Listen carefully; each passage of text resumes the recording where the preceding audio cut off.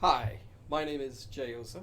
I teach, mentor, and coach people on public speaking so they can give winning, high stakes speeches, whether it's one on one, in a small group, or in front of a large audience. Today, I want to give you a speech tip. It's actually not necessarily a speech tip, but I'll put it under that.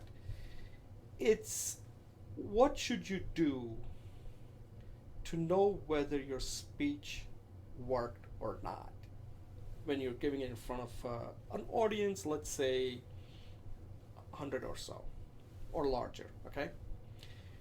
You always get this tip from people saying you need a video reel or speech reel where people can see you speaking at different events.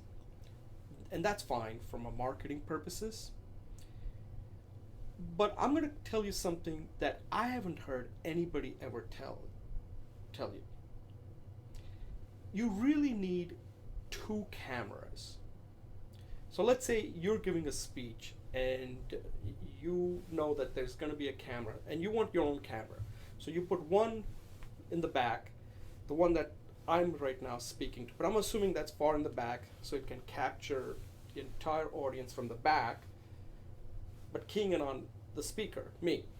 Okay, I want that because I want that camera to see what I'm doing. But there is another camera you also need to use to record your speech. And this camera should be behind you so that it can capture the audience's reaction. I have rarely ever seen this happen. Now, why do I think this is important? Take for example football. When you watch a football game on television, the camera angle is primarily focusing on the ball. The scrimmage line is where the camera is. And you see the ball go back to the quarterback. As long as the quarterback holds it, the camera is focusing on that. When the quarterback throws the pass, the camera will suddenly now show you the wide receiver, boom, catches the ball or gets intercepted or drops it, whatever. That's what you see on TV.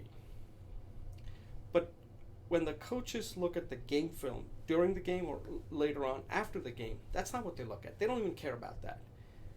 They are focusing on the entire field because they want to know how the defense was positioned and how the different players reacted based on the play.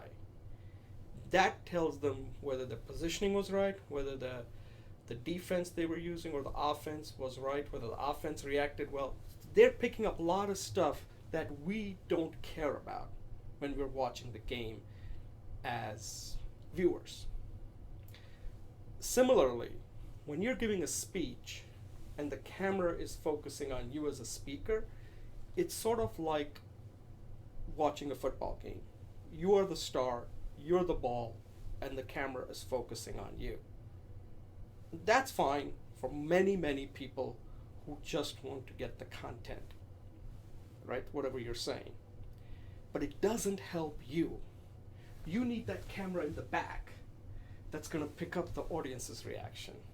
Because later on, when you go back like a football coach and look at the game film, assuming that's the game, that's the camera that's going to be used primarily by you or for teaching purposes, that's the one that's going to help you.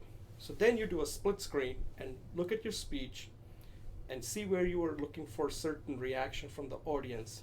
And on the other screen, you can actually see how the audience reacted. Or you can have two different monitors, your speech and the audience, and see, here's how you're, telling a story, and here's how the audience is reacting. So you can tell whether that's working or not.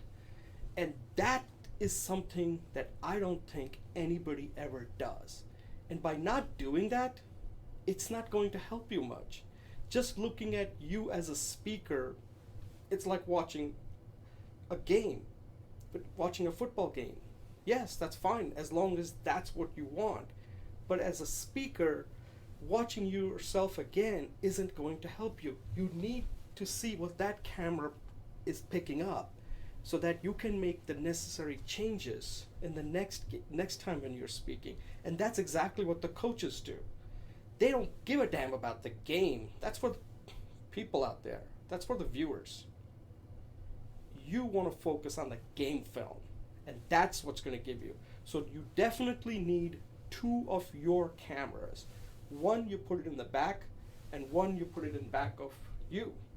So one is in the back of the audience, and one is in back of you, and that will pick up, at the minimum, that'll pick up everything you need.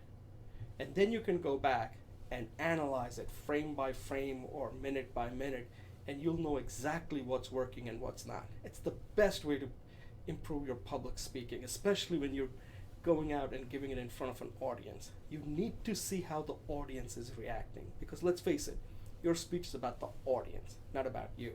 You already know how you're speaking if you're at that level. Let me know what you think, whether this is a good idea or not. And thank you for watching, and good luck.